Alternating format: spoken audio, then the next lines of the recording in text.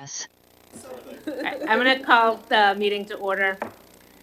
Welcome to tonight's Tuesday, February 10th, 2026 Legislative Board meeting. We will begin with the Pledge of Allegiance and the Statement of Acknowledgement. Ms. Loman?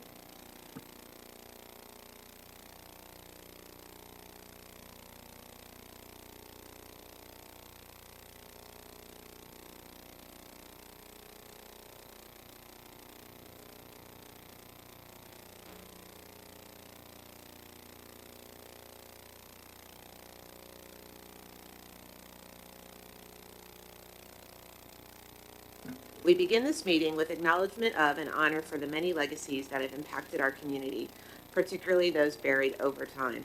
Acknowledging truth is critical to building mutual respect and connection across all barriers of heritage and difference. Cheltenham Township stands with the Lenape-Hoquink, the ancestral homeland of the Lenni Lenape civilization. Their people were, and still are, caretakers of this land and its rivers, and their legacy continues. We pay respect to their elders past and present.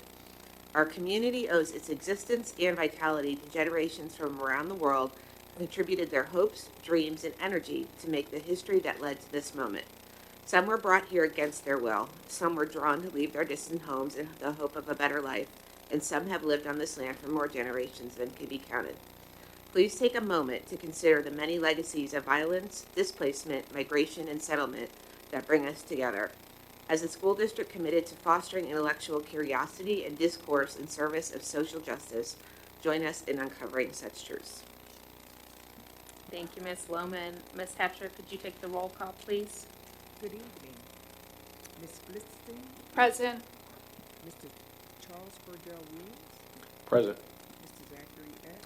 Present. Ms. Jane Rowley? Present. Ms. Leah Mulhern? Present. Ms. Robin Murphy? Present. Mr. Daniel Schultz? Present. Dr. Caroline Watts? Present. Dr. Ross White? Present. This concludes our roll call. Thank you. Thank you so much, Ms. Hatcher.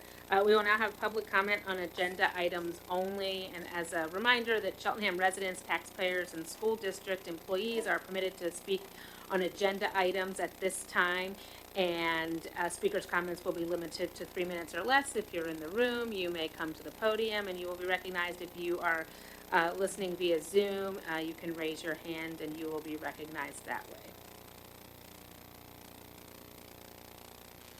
Seeing no comments for now, we will move on to our next item, which are recognitions. Cheltenham High School is here with us tonight. Dr. Hammond? No? Yes? All right.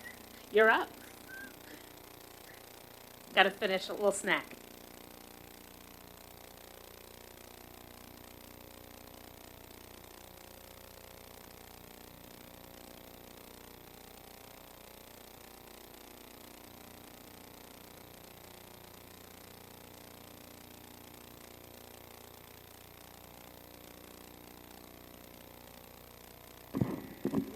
There we go.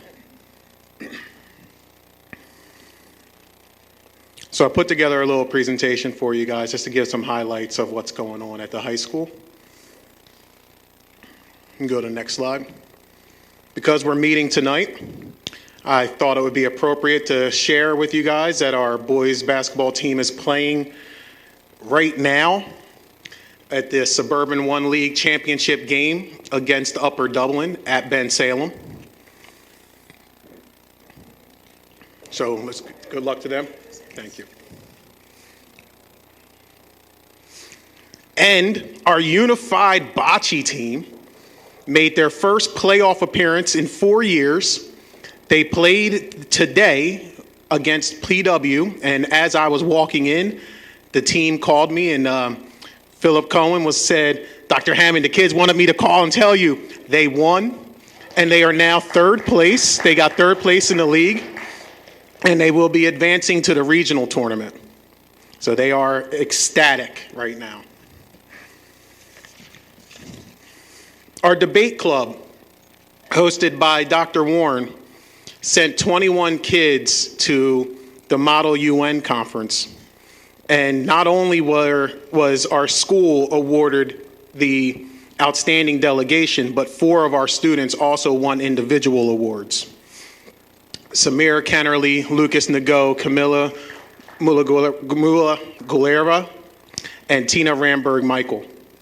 But I also want to emphasize on the next slide that Tina got a premier delegate. She was awarded premier delegate. She was awarded the best government research project.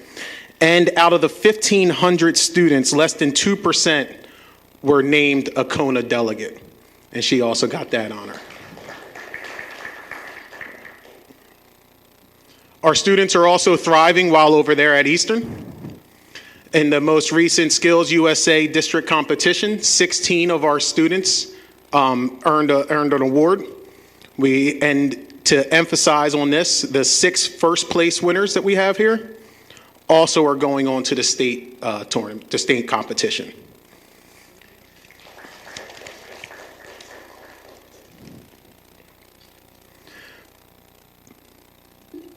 And then I also have another student, Mivelyn, who was awarded she submitted a poetry entry into the 2026 Scholastics Art and Writing Awards competition, and she earned honorable mention for her piece called Stillness.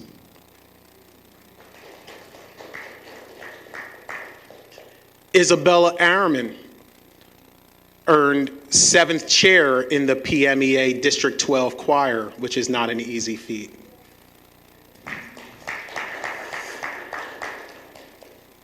And Stephanie Cleghorn, whose art you'll hear about and you'll see this evening, won Judge's Favorite out of the Drexel University Photography Contest, where over 2,100 pieces of art were entered.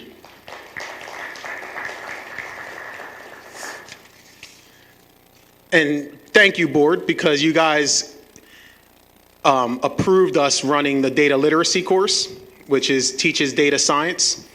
And our teacher, Ms. Greenwald, had a virtual workshop with Pulitzer journalist Marche Arends, who joined the class from South Africa and discussed how she uses journalism how she uses data science in journalism, and about her upcoming projects. And it really motivated our students to see real-world applications with that course. And just a little fun fact.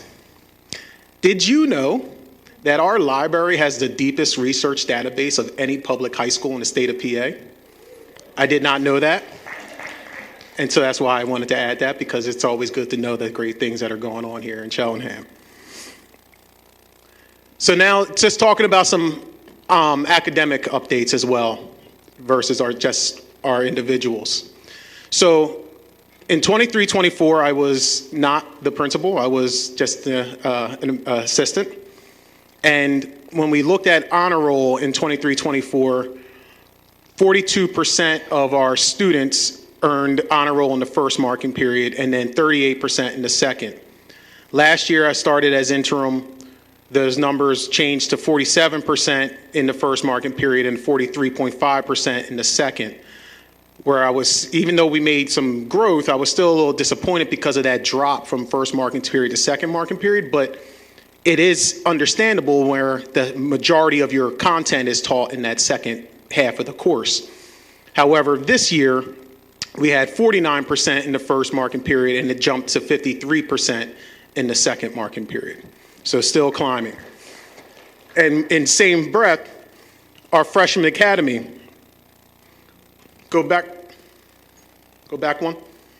Our freshman academy, where first marking period, they were averaging 40%. And then in the second marking period 2 years ago was 34, and then it went to 36. This year, under our new model at the freshman academy model, we had 46% of freshmen in the first marking period make honor roll, and 54% of freshmen made honor roll in the second marking period, which is actually also higher than our school average of the 53%.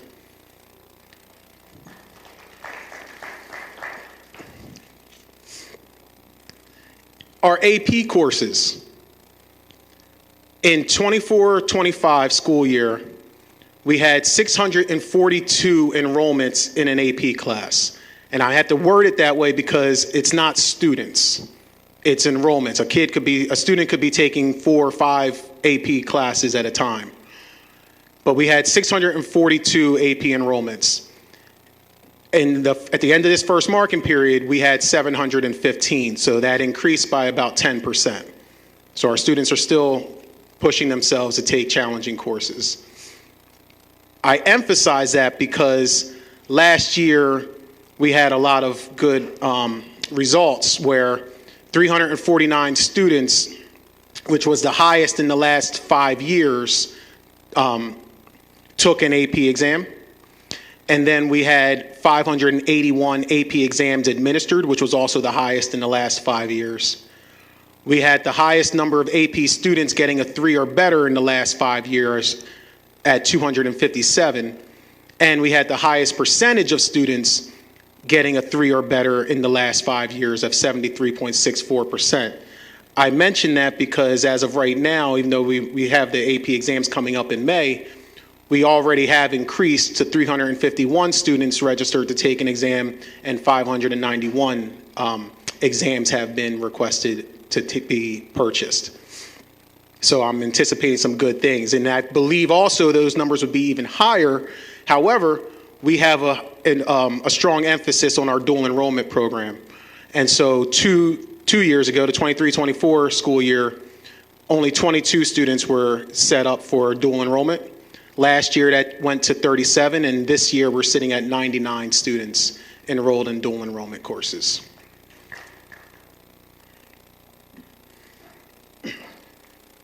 And we also have an amazing list of supports for our students at the high school.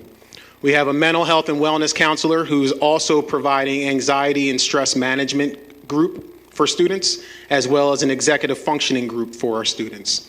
We have an Aldersgate student assistance counselor that does individual counseling at the high school. We have a drug and alcohol counseling program set up through the Lincoln Center where they see students based more on referrals, whether it's student, parent, or disciplinary based. And we have a Lakeside counselor that provides special education counseling supports.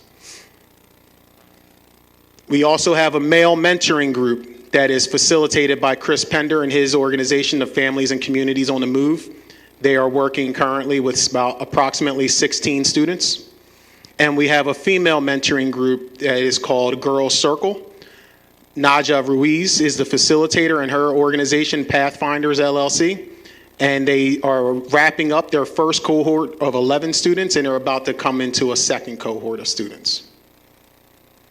And with all of those highlights, and I'm sorry for those that I missed, but I just wanted to give you a snapshot of the great things that are going on at the high school. I now want to pass it off to Lori Oliveris, our Unified Art Department Chair, to talk about the amazing art that is on the wall.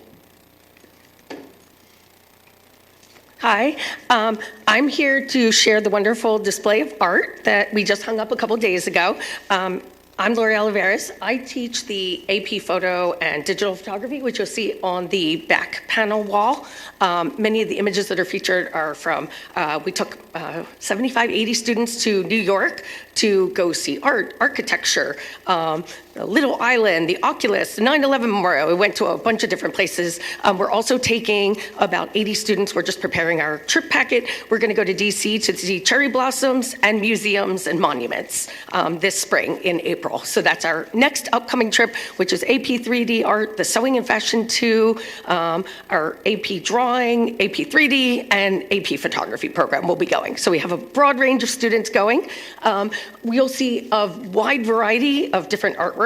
We have 3D work, we have fine arts work, we have painting, drawing, collage, we have photography, we have digital art back there from the graphic design, digital illustration, multimedia program. They're also doing t-shirt design in the graphic design program. So we have a couple of the t-shirt designs that are featured up on the panel. There'll be more in our spring art show. So we have a large spring art show, May 21st at the high school from 6 to 8 p.m. Many of these artworks are from a broad range of classes, starting with intro classes, so students who start in the craft arts, fine arts, then go up into the upper zero level, so it's a broad splattering of work. A few pieces have been held back because we do have our PSEA show, and that artwork gets dropped off next week. So a little bit has been held back, so you don't get to see everything, but those will be featured because Kevin does a great job advertising on social media.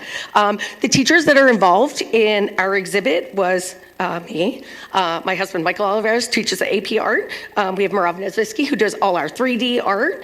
Mary Sawyer, who does mostly family and consumer sciences and sewing and fashion, but she taught some craft arts this year, so we have a little bit of her work.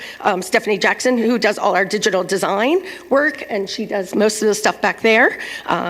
And Adam Farrell, who teaches our craft arts in the introductory classes, and Lauren Scheip, who teaches Art 1. So we have a broad range of works.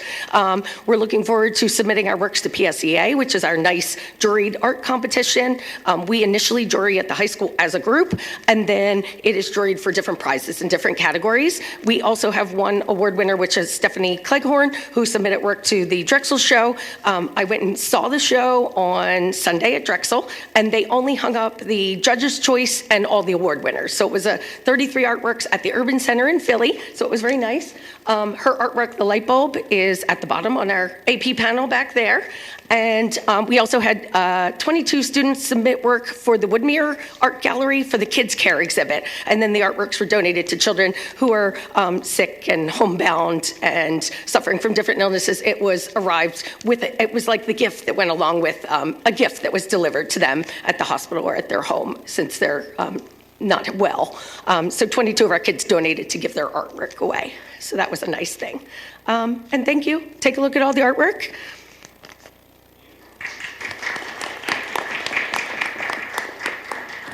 Thank you so much, Dr. Hammond and Ms. Oliveras, for sharing with us. I feel like we got an update. We got the arts, we got extracurriculars, we got athletics, we got academics.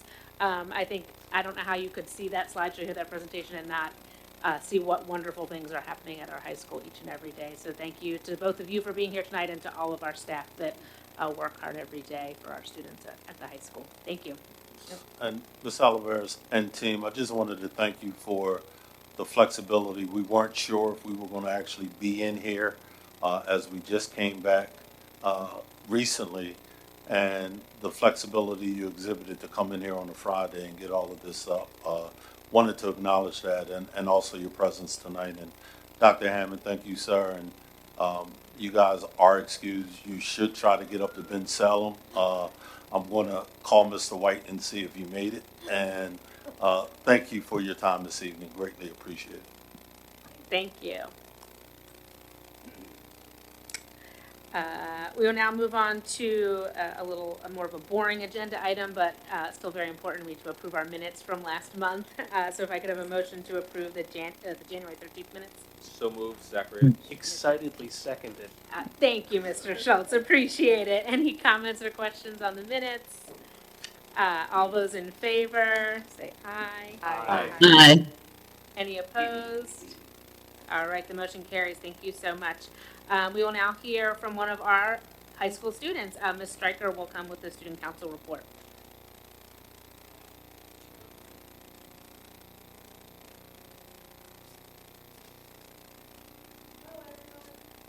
Hello.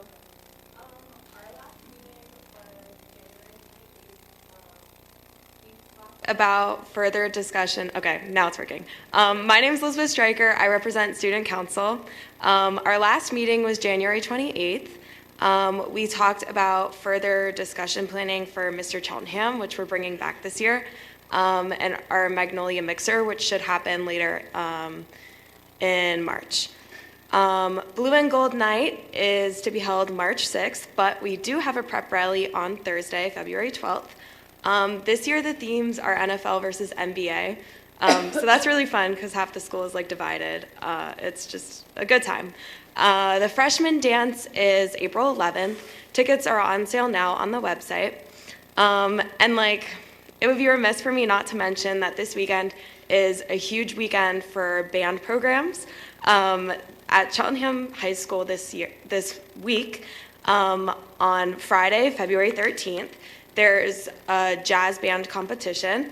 You can take your kids there or whatever.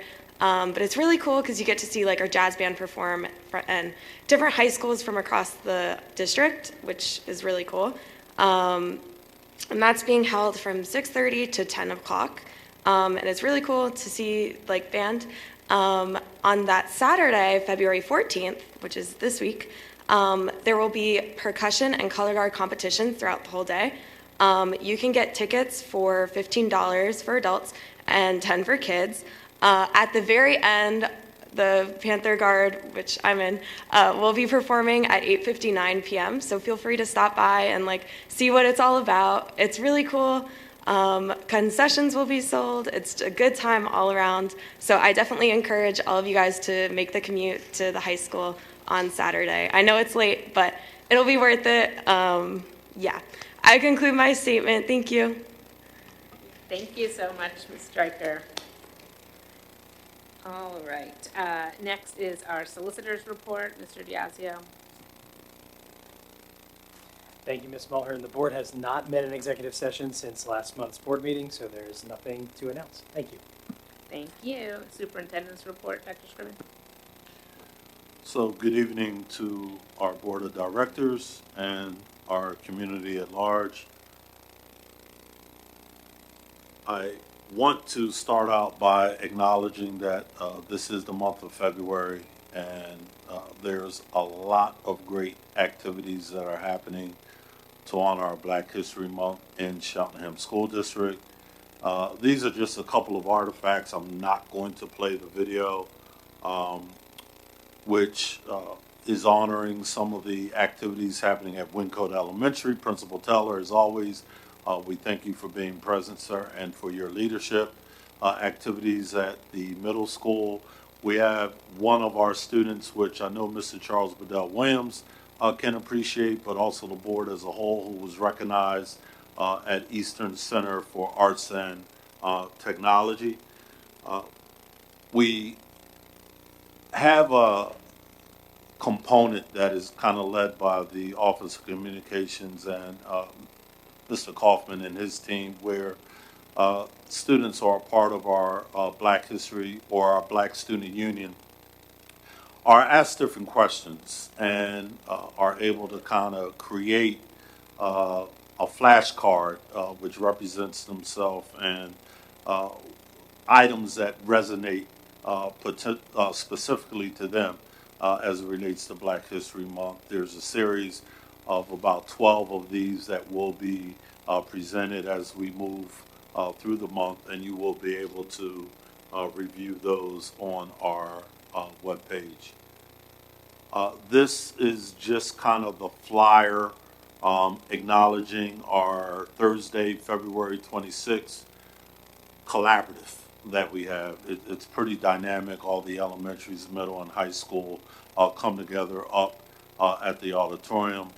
This year we will be having it at the middle school because it's a little more modern than the high school. So that is just one upgrade and pivot, but definitely would encourage any of our board members to push in to really see all of our students being showcased. It's pretty dynamic and a great event. So moving on, there is a lot of attention around just Cheltenham and our safety protocols and where we stand. And we had a couple of scenarios early in the year which rendered us taking some direct action. Subsequently, we had partnered with the Center for Safe Schools, where some safety assessments and behavioral assessments or audits were actually administered. I do want to give an update that thus far, and you can see it captured on the slide, that there has been a safety assessment that was held at the high school.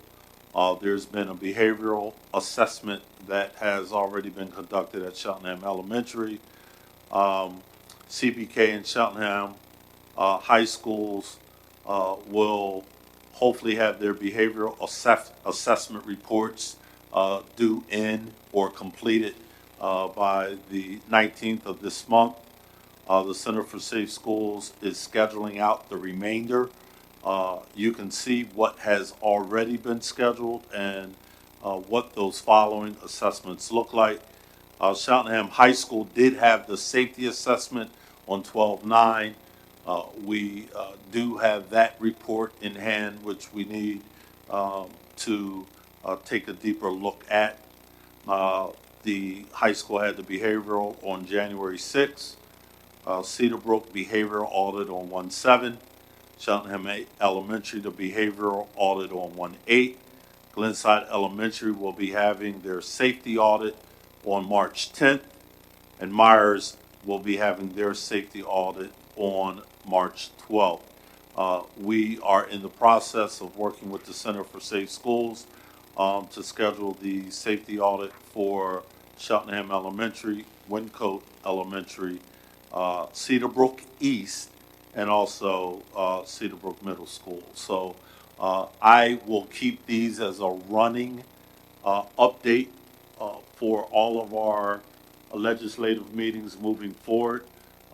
You will have this as part of my superintendent report, in addition to other communications that we will organize in partnership or collaboration with the Center for Safe Schools.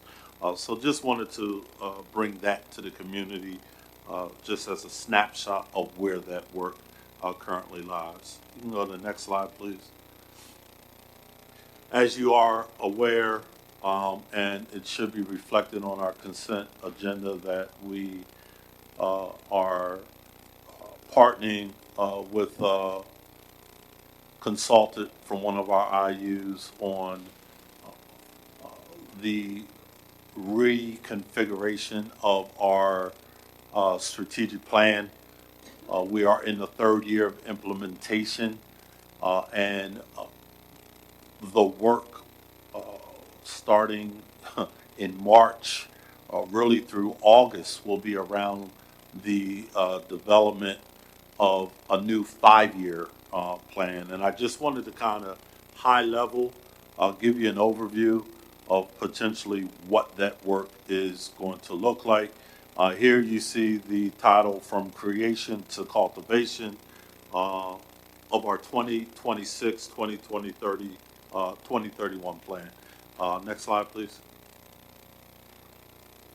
So when you talk about the strategic shift in building systems versus deepening impact, a lot of the work, even prior to me onboarding in November of 21, was really geared around the curriculum audit that was shared in 2027. That work had began in 2015. Since my onboarding in November, we have been really attentional around systems and structures, and you've heard me consistently speak around our need to break out of silos and to be more aligned and systemic in our approach. What I'm envisioning as superintendent as we move from 2026 to 2031, and I use the word cultivation, right, because this is a process, and that's one thing that I always want to put before individuals. We have to become more consistent with our systemic frameworks that we have put in place, and that's really what this work is going to entail. And it's a shift in really culture, climate, and mindset. We have to do things with fidelity. So when you look at that, and it speaks to the deep implementation, reducing variability, ensuring that systems and experiences are consistent. We'll just use MTS as an example, and you can go to the next slide, as I'm probably getting ahead of myself, and I'm actually right on cue. When we look at MTSS, we have a framework. We've been working on that work for 3 years now. This is the third year. I met with our CIPD team, curriculum, instruction, and professional development team today, and shared some of this with them high level in terms of the direction that we are moving. Having a framework is one thing. consistently implementing it with fidelity in every one of our schoolhouses is something different. We have the framework. Where we're moving is making sure that it's being implemented with fidelity and consistency throughout each one of our schoolhouses. And I just wanted to use that as an example. Another thing which I shared was, you know, how powerful professional development is, right?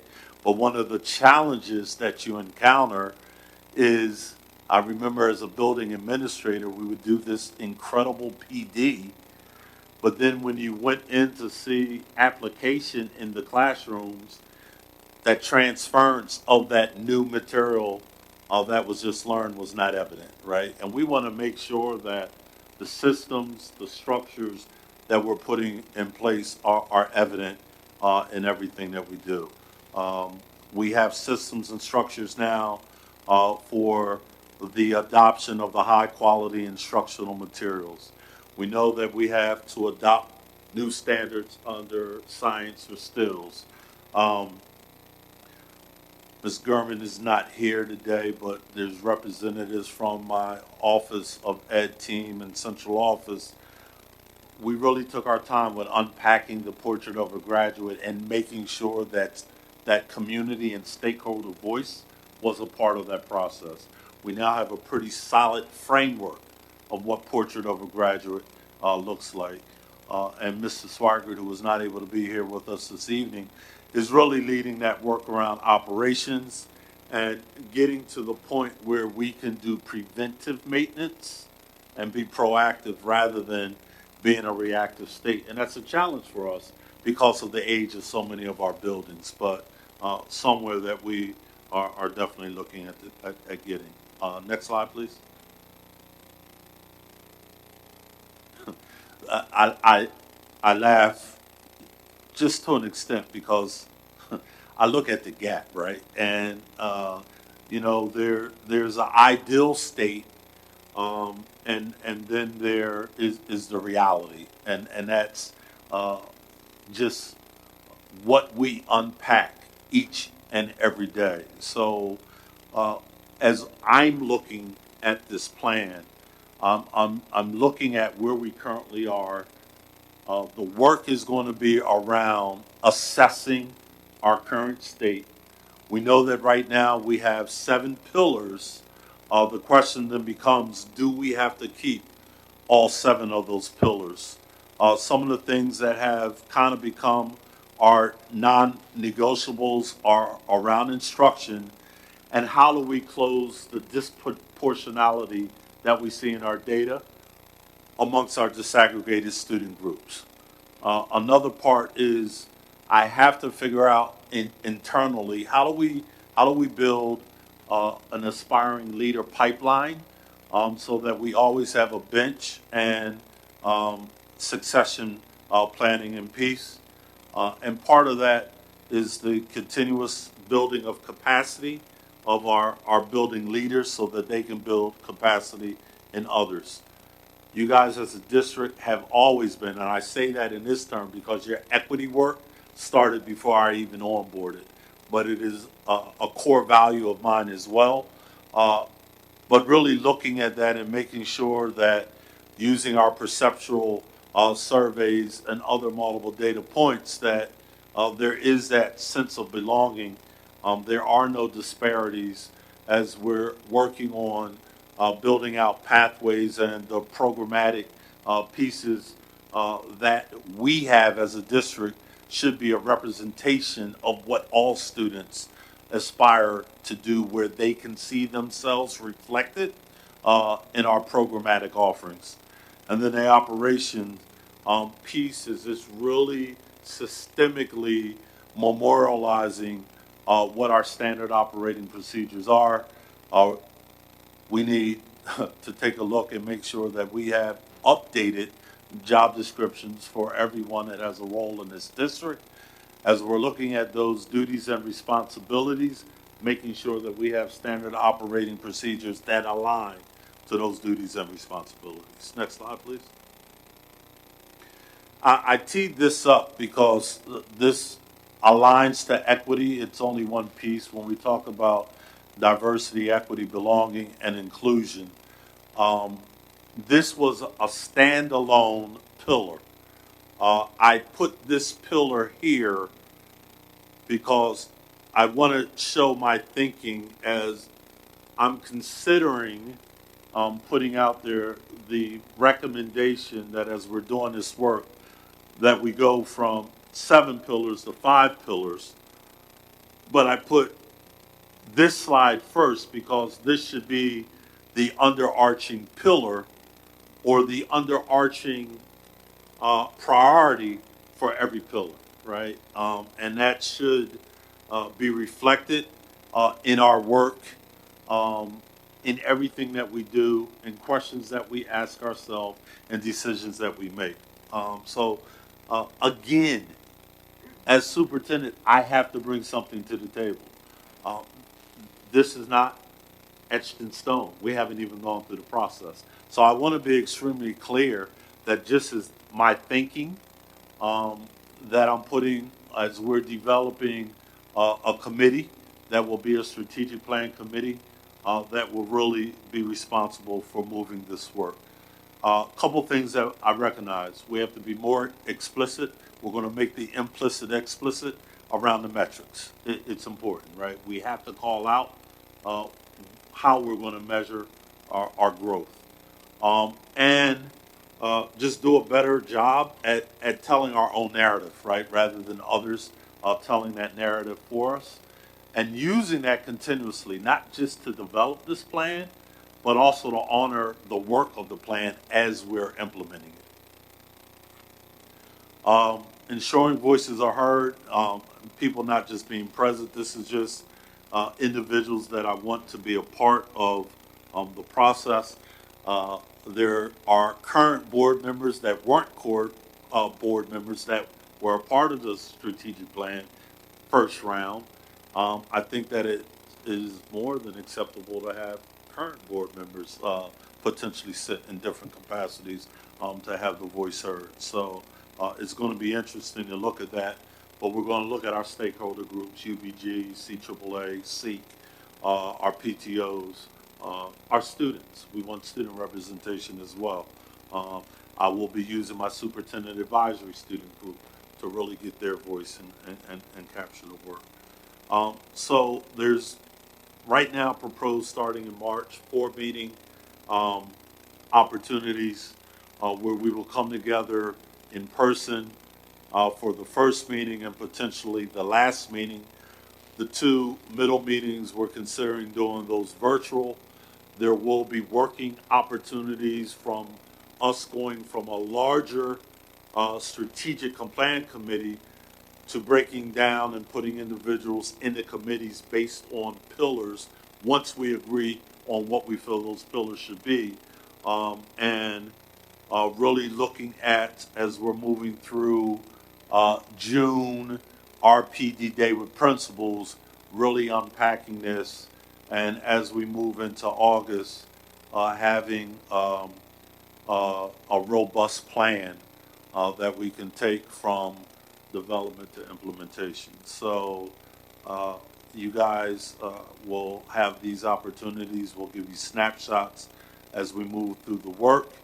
But I'm excited about birthing this next 5-year strategic plan. I hope that we've demonstrated that our plan is actually a working document and not something that just sits on the shelf. We're going deeper with this. Our action plans need to be more explicit, calling out the work, who's going to be responsible for that work, and then that level of accountability through the metrics of making sure that it's happening with the fidelity in which it should. So when we talk about coherence and validation, that will be the last meeting as we're really coming close at that point to having a finished product.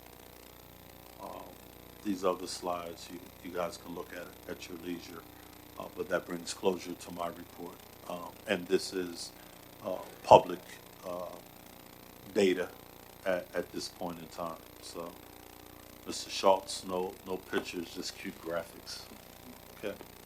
Thank you, guys. Thank you, board. Thank you, Dr. Scriven. For my president's report, I just briefly wanted to, I was going to not highlight in detail, but we've already heard in Dr. Scriven's report, from the student council report, and from Dr. Hammond, all of the kinds of events that are happening all the time in our community. So that's a reminder to myself, to all of us, to the community, to check that calendar, go to events. The board as a group has discussed that being a priority for us this year, being more intentional about being in our schools and in our community at events. So just a reminder to, there's a lot of awesome things happening. Additionally, the board, in addition to administrators and staff members, was invited by Dr. CJ, one of the assistant principals at Cedar Brook Middle School, to participate in a mentorship program that they're doing with students. And so some of us that had some flexibility daytime in our schedules are able to participate in that program. So I just wanted to highlight that for the community, of a way that we are getting into our schools, seeing students, and seeing kind of every day what's going on in our buildings. And that's been, I'm able to participate in that, and it's been a really great experience so far. So thank you to Cedar Brook for allowing us to participate that way. We will now move on to committee reports, and the first one is from the Montgomery County Intermediate Unit. Ms. Loman. Thank you. The Montgomery County Intermediate Unit Board of Directors met on Wednesday, January 28th at 6:45 p.m. over Zoom only. The meeting was held virtually due to inclement weather. The board met in executive session prior to the public meeting to discuss personnel matters. The board received reports and voted on action items from directors of the intermediate unit's 10 offices. Highlights from the meeting include the board welcomed 6 new board members from the following school districts: Colonial, Upper Dublin, Lower Merion, Hatboro, Hersham, Sourton, and Springfield Townships. It was a pretty big turnover due to the election in November. The board received 2 presentations. One was from the Office of Technology Services, which just provided an overview of the various services that it provides to districts in Montgomery County and outside Montgomery County. During this current school year, the Office of Technology Services has 247 contracts for services with 118 different local educational agencies across the state. So they are very busy, and they seem to be getting busier by the day. The other presentation was from the MCIU's Pre-K Counts program. We received an overview of the program. MCIU has been a Pre-K Counts grantee since 2017, receiving state funding to provide free, high-quality, full-day pre-K with certified teachers for children's ages 3 to 5. The program prioritizes children from Head Start-eligible families. Currently, the IU operates 22 classrooms in 8 school districts in the county. Our school district has the 5th highest enrollment in the program of the 21 districts in the MCIU. Only Norristown, North Penn, which is a very large district, Upper Merion, and Abington are higher than us. And they did mention that they would love if we have the space to come back into our district. They really enjoyed it, especially they enjoyed being in Wyncote. They specifically said Wyncote, so I wanted you to know that. The IU continues to support that program. The board voted on whether to have the IU's administration issue a request for proposals for general counsel legal services. The IU's contract with Fox Rothschild, who is the IU's current general counsel, expires on June 30th, 2026. Fox Rothschild has been the MCIU solicitor for more than 40 years, basically ever since the formation of the IU system. And in that time, an RFP for general legal counsel services has never been issued. After an extended discussion, however, the board voted 11-9 not to issue an RFP this year. If you want to know more about that, I'd be happy to provide that offline. The 2026-27 district membership services budget was approved in the amount of $2,042,210 for the period of July 1st, 26 to June 30th, 2027. Tonight, we're actually voting on whether to approve our district's contribution of $58,424, which represents a 4.37 increase over our 25-26 contribution. The increase is due primarily to an increase in the contribution level to the Office of Technology Services. Licenses and everything seems to be going up in that area. So there was also a smaller increase for government relations services in the Office of Professional Learning, but overall for us it amounts to a 4.37 increase. The board authorized Patan to enter into a consultant agreement with the Special Olympics of Pennsylvania to provide support to SOPA Interscholastic Unified Sports Program. The board authorized several consultants agreements with presenters who will be presenting at the upcoming Pennsylvania Department of Education's annual conference, Making a Difference, Educational Practices at Work, that will be held on February 25th to the 27th in Hershey. The Project Aware grant, which is a large federal grant that the IU received a couple of years ago to support mental health screening and awareness in schools, and we have been the beneficiary and a participant in some of the grant activities, in the span of like 24 hours was canceled and then reinstated. So this grant is now still in place and will be continuing, as far as the IU knows, at least through September 30th of this year, which was a relief to everyone involved. And the final thing is that the board authorized the IU to enter into a service agreement with our district to provide functional behavioral assessments from January 6th through June 30th of this year on an as-needed basis. And the next MCIU board meeting will be held on Wednesday, February 25th at 6:45 in person at the IU's main office in Norristown and also over Zoom. This is my report. Thank you, Ms. Lohman. Financial Affairs, Mr. Epps. Thanks. Greetings, everyone. It's the Financial Affairs Committee, aka if you saw Jerry Maguire, show me the money. And that's what we got to talk about. We talked about monthly and historical financial statements in both a point in time and throughout the course of the year. The Financial Committee meeting is recorded for anyone who would like to go and watch on YouTube. We also talked about the preliminary 2026-2027 budget, and I don't want to alarm anyone, but there is a significant projected shortfall that the district is continuing to navigate and explore, and so there will be many more conversations around the financial standing of the district in the upcoming years, and we do welcome public input from students, parents, community members alike. And so that is just the start of a conversation. I don't want to say all the numbers and things like that because that could change from now over the next couple of months. So the preliminary budget is just that. It's a very early conversation around what some projections are actually for the next 5 years. If you go and look online on board docs, you can see some projections for the next 5 years. We also talked about some board action that you'll notice on our agenda tonight. The one item is for a scoreboard at the football stadium. Another action item is approving or considering a resolution for a capital grant from the state. You heard from Ms. Lohman around the MCIU budget that we are considering tonight. And also, as you heard from our superintendent, on our agenda tonight is also approve of a contract to move forward with the strategic planning efforts through another ICU in Bucks County, our neighboring county. So there are a number of items that we are considering tonight that we discussed at our financial affairs meeting. And so if anyone wants to know before we make our decisions why we're making certain decisions or ask about certain decisions, those financial committee meetings are where you want to be. The next meeting is on, oh my gosh. Thank you, March 3rd, because there's so many. March 3rd, 2026. It'll be held here at the admin building or streamed live via Zoom. Thank you. Thank you, Mr. Epps. Educational Affairs, Ms. Blitzstein. Thank you. The Educational Affairs Committee meeting was held on January 20th, 2026, here at the Administration Building.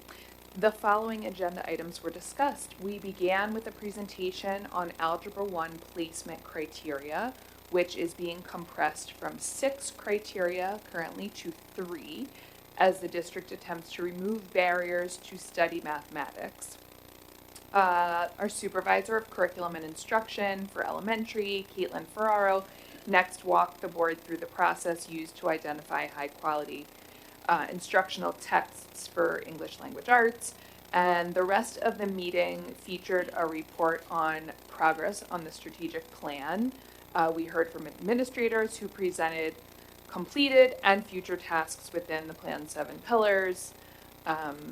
The full presentation for the January 20th meeting may be found on the district's website homepage by clicking on the school board, then committees, scroll down to educational affairs, and click on the hyperlink for most recent meeting summary, slide deck, and video for all the materials that were viewed as well as the recorded meeting.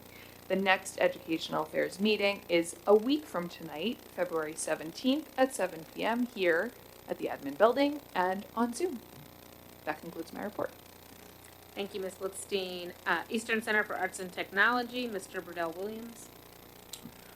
Thank you, Madam Chair. And although Dr. Hammond and Dr. Scriven tried to steal some of my shine in terms of highlighting Cheltenham students and the excellence that they exude as students at the Eastern Center for Arts and Technology, in addition to Giovanni Francis, who was shown as one of the students highlighted under Eastern's Black History Month Spotlight. Also, wanted to mention Miss Michaela Dupree, who was also highlighted as a part of Eastern's Black History Spotlight. Eastern does a fantastic job at each and every month highlighting students for all of the awesome things they do in and outside of Eastern Center for Arts and Technology. And in Black History Month, they are doing so by highlighting Black students who are doing such. The next order of business for the Joint Operating Committee was to approve our Student of the Month, who was Gretchen Lynn, a Springfield Township High School senior, who was recognized for her outstanding work in Eastern's Welding Technology program. At Eastern, Gretchen was elected as a school-wide officer for the PM session, serving as reporter. She is an active Eastern volunteer, providing welding technology demonstrations during the Open House and Career Expo, and assisting at Eastern's annual Designer Bag Bingo and Craft Fair. Every year, Designer Bag Bingo and Craft Fair for everyone listening, by the way. All of the proceeds from both of those events support Eastern's Student Education Foundation. Through her welding technology program, she has also earned her OSHA 10 training certification. Gretchen's also a member of Eastern's Women in Trades Club, who last year spoke to a group of female students in a STEM club at Keith Valley Middle School in Hatboro Horsham, and continues to advocate on behalf of women in trades. And when you had a chance to listen to Gretchen, if you want to go and watch the meeting, you'll hear the passion that she has for this advocacy. At Springfield Township High, Gretchen stands out as a leader and an athlete. She serves as captain of the varsity water polo team, proud member of National Honor Society, and has been recognized both as a Student Athlete of the Month and Suburban One League Athlete of the Week. After graduating from Eastern and Springfield Township High, she plans to attend either Rutgers or University of Delaware for mechanical engineering. Moving on into the more exciting, or maybe not as exciting, part of the agenda, the JOC approved Dr. Posnarski's attendance at the NCLA Women in CTE Leadership Summit in Dallas, which is coming up in March, where she was personally invited to help shape programming and serve as a panelist. Dr. Posnarski is very involved in state and national CTE leadership organizations, including being the current president of the Pennsylvania Association of Career and Technical Administrators. We also approved an expanded learning opportunity for allied health students to attend an anatomy tournament at the Pennsylvania College of Technology, along with Skills USA State Officer Training, in addition to the actual Skills USA competition that itself, where Eastern had 66 students, including those from Cheltenham who advanced in their specific program of focus. The JOC gratefully accepted donations from Caliber Collision to support the collision repair program, as well as from Upper Dublin Township Police for protective services. This is something that I think goes maybe underappreciated about the community that supports Eastern, right? There are 9 sending districts in Eastern Montgomery County. So a lot of opportunities for small businesses, medium businesses, large businesses to be able to support the organization through donations, and they consistently do so, and it provides awesome opportunity for the students. We also accepted the first reading of policy C-112, which clarifies some disenrollment procedures when a student enrolls in charter schools. On personnel matters, we approved a culinary arts substitute teacher, practical nursing adjunct instructor, as well as internship supervisors for students in electrical and construction technology. Finally, big major piece of business, as you've heard from me over the last few months related to expanding Eastern's programming, the practical nursing relocation project bid was approved, as well as the 2024 financial audit report. And the next meeting of the Eastern Center for Arts and Technology is tomorrow, February 11th at 8 p.m. in the virtual setting. The link to the meeting can be found on Eastern's website at eastech.org, and that concludes my report. Thank you. Thank you, Mr. Burdell Williams. Facilities report, Dr. Watts. Yep. The Facilities Committee meeting was held on Tuesday, February 3rd, 2026, approximately 1 week after Snowmageddon, which the Facilities Department was dealing with along with the rest of the township. So number 1 on the agenda was the discussion of the district-wide winter storm cleanup. On top of everything else that Facilities has been trying to accomplish, a deep freeze was not in the calculus. So we reviewed all of the work that they did mightily to clean up our schools and make things safe for kids and adults to come back into the buildings, and appreciate that. It does the extent of this unique experience we're all having and hopefully getting out of for the last month may, as we will notice, have an impact on timelines for outdoors facilities work, and that is something that the administration is monitoring along with the team and Mr. Carter. And so we appreciate everyone's patience and support while Mother Nature does her thing. At the same time, the administration building's boiler steam leak was being addressed, and so new challenges with those repairs came up and requiring our staff needing to be relocated briefly. We appreciate everyone's patience and generosity in accommodating the staff in different buildings. We got everyone back in here. It is significantly warmer in here than it has been, but final repairs will be done this coming Monday while the rest of the district is on break to reduce the disruption. And our last agenda item was the Elkins Park Roller Hockey Rink Grant. As a former youth hockey mom, I was excited to see that the Flyers Charities has granted some funds for the roller rink at EP to be renovated, renovations to the courts, the stands, the boards. And so on the consent agenda tonight is approval, accepting that grant, and approval of the renovations.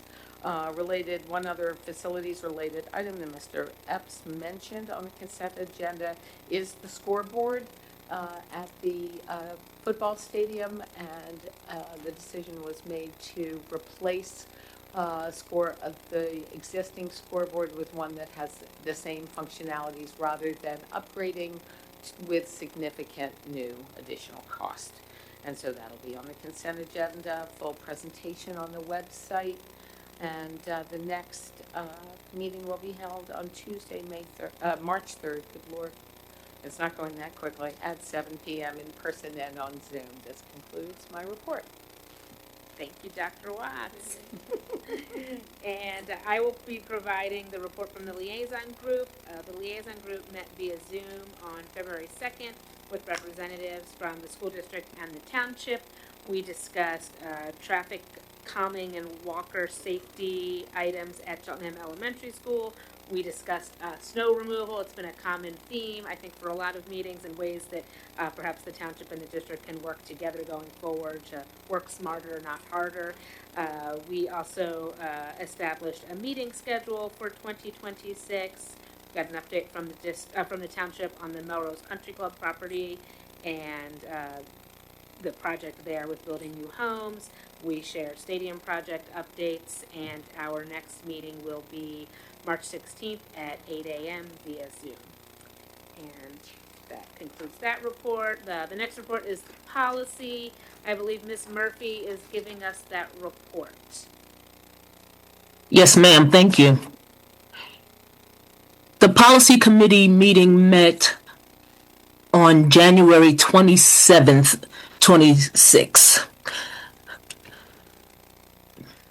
The minutes of the meeting on 11/13 were approved. There was no old business, but new business consisted of 14 policies and ARs under review and discussion. They are 2 weapons policies, federal fiscal compliance, student government, care of school property, student records, public attendance in school facilities, travel reimbursement, attendance, purchases, and approval of contracts, district audit,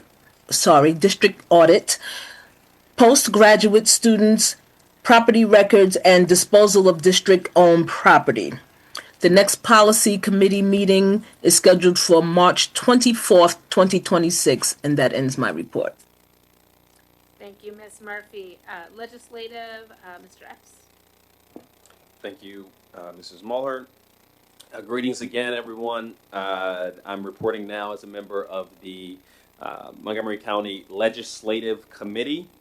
We meet periodically to discuss both proposed and adopted legislation that impacts education, especially here in Cheltenham. And so we met for our first meeting of the year and for the last few months. We were joined by Representative Joe Webster, who is our neighbor here in Montgomery County, just a few neighborhoods over. He was able to join us. I was able to ask him directly around the tax equity funding mechanism, given that Cheltenham, under the recent proposal in the last couple of years, there's a couple of pots of funds. There's the adequacy, which is intended to sort of be address the Supreme Court's decision around adequate funding for schools. And then there's a tax equity supplement that tries to address areas that are really tax burdened, but not actually not a gap in terms of constitutionally adequately funding the school. So the tax equity supplement is something we have benefited from for the last 2 years. We actually have an item on our board agenda tonight around a resolution, which actually increases the number of funds we have. But I was able to talk with him directly around just what that means for us moving forward, given it's 1 year after we've made our decisions. And so that is a conversation that's continuing to be had in Harrisburg. There are no significant changes to the process being proposed right now, but it is I think I can say there are some concerns that still need to be addressed with that funding model. So that's something we need to follow closely because, again, if you'll see in our agenda, a little more than $2.2 million we're able to receive through the tax equity supplement funding model. So something we want to follow and continue to advocate for. Also, we heard, again, cyber charter reform is still a topic of conversation in Harrisburg. And actually, it's another area where Cheltenham could realize significant savings year to year, particularly around tuition with special students who receive special accommodations. So that is another topic that will continue to be discussed in Harrisburg. And then also, just over the last couple of days, the superintendent's group actually sent out a letter to our folks in Harrisburg advocating to modernize some of the rules and requirements. Right now we have to post things in printed newspapers. And so in 2026, there's some advocacy to hopefully bring us to bring us to the times and make that requirement a little less onerous. That is the main highlights from our legislative committee. We do have a legislative breakfast coming up in March. The marvelous Ms. Gwendolyn Hatcher has already sent us information around that, so I believe it's March 6th we need to RSVP by. That is our annual chance to go and talk with legislators in person, break some bread. Students are invited, and so hopefully we'll be well represented there as well. I'm looking at you all as if you'll be there, but it could be you all. So look out for more information. Reply to Mrs. Hatcher, board members around that. And then there's also Harrisburg Advocacy Day, which is planned for April, late April, early May. That's a chance to actually go to Harrisburg and talk to folks face to face, which we don't get to do that often, but there are folks in Harrisburg every single day lobbying legislators for whatever direction they want to go. But cyber charter reform is one area that gets constant attention, but not in the advocacy not in the direction that we want to advocate for. So we want to make sure that any opportunity we do, we get face to face with those folks voting. And so anyone listening, we have Representative Napoleon Nelson, who is a growing influence in Harrisburg. He's the chair of the Legislative Black Caucus, as well as a member of the Education Committee. We have State Senator Art Haywood, who's a member of the Appropriations Committee. And so a lot of the things that I'm talking about in terms of financial and both legislative policy, they're on the committees that have a very clear role. So reach out to them. They are welcoming of all voices for input and suggestions. And please do continue to be involved in any way that you see can. Thank you, Mr. Epps. Last committee report is a new one for us, but the Cheltenham Education Foundation, we have had a liaison to this group for quite some time, but have not reported in a formal way, but we are going to start doing that. So Dr. Watts, first report for... I'm pleased to make the report for Cheltenham Education Foundation. The Education Foundation Board last met on January 28th, and the main item they would like shared is to highlight their spring event, the third annual Race for Education. That's going to be held on Saturday, April 11th, 2026, and the flyer is attached to the board minutes. You can also get all of the information about the race, registration, and donation information at cheltenhamraceforeducation.com. The event is a professionally timed 5K or 2-mile walk along Tookenny Creek Parkway. There were a number of us last year. As a primary candidate, I met a number of you for the first time at that event. The community event raises funds that help fund scholarships for graduating seniors and supports K-12 classroom innovation through teacher grants across the district. Last year, the foundation gave out $21,000 in scholarships. So this is a significant source of support for our students and their journeys.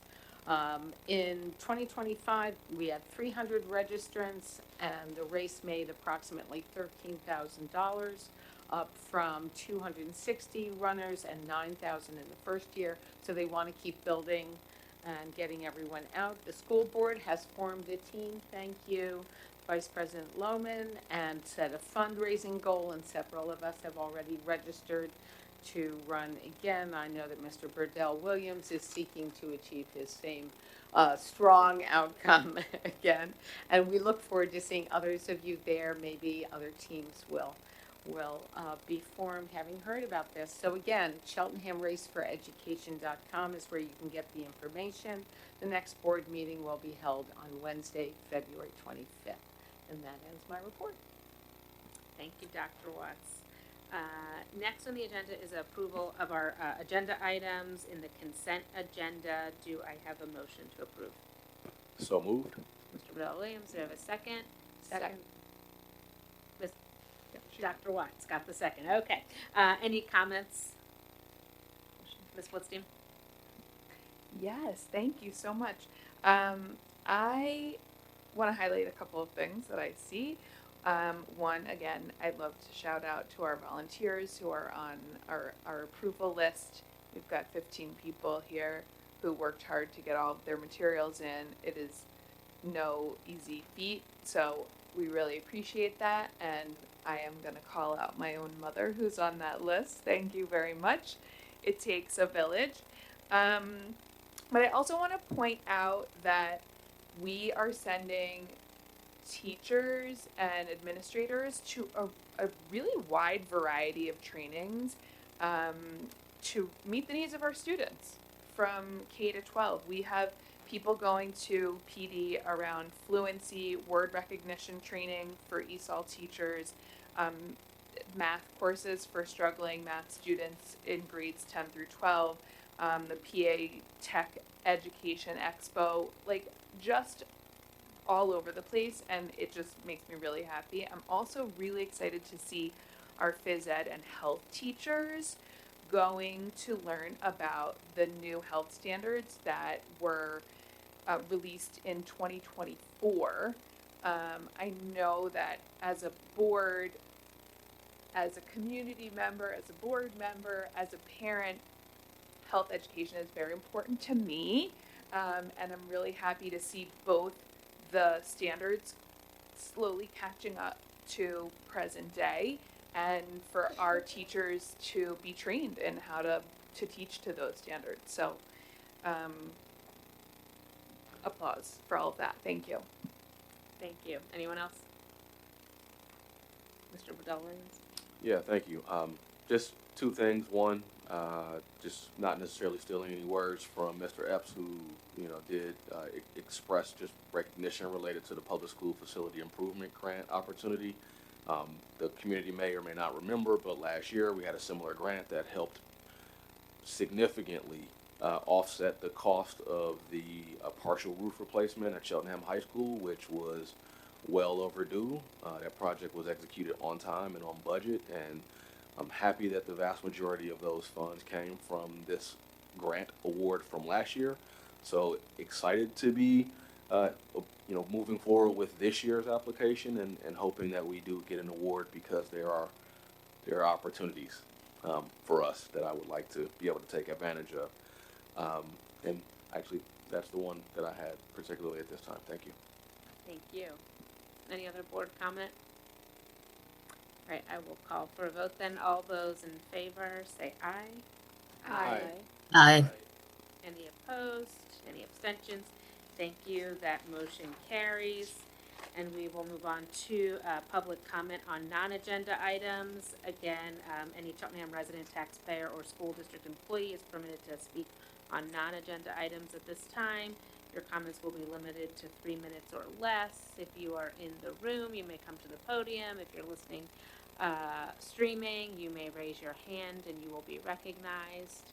Please state your name and where you reside in the township before you speak. Seeing no comments for tonight, we will move on. The next item is information about upcoming meetings. All of our committee and legislative meetings for the next few months are all listed there, so please check those out so that you know what meetings you would like to attend. You are welcome at all of them. And with that, I will call for a motion to adjourn. Oh. Yes? Yes. Just a clarifying question. I apologize for only noticing this after we voted and not during pre-read, but under approval of agenda items, we are currently listing the first read policies. We did not just approve those first read policies, correct? Correct. It's listed under the consent agenda. Just for I just wanted to clarify, we did not approve those policies their first read. Correct. And we can, They'll be back They'll after be back. the next policy committee. thank you very much. Yep. Yeah, And then I will make them, oh yeah. Oh yeah, for clarification, when we have policies come to us, they come for a first read first, and that's just for a chance to view them, look at them. They are not approved until they come back for a second read, just for everyone's understanding. Yes, Thank you, Mr. Jones. absolutely. And so moved. So, all right, a second? Second. Thank you, Mr. Epps. The meeting is adjourned.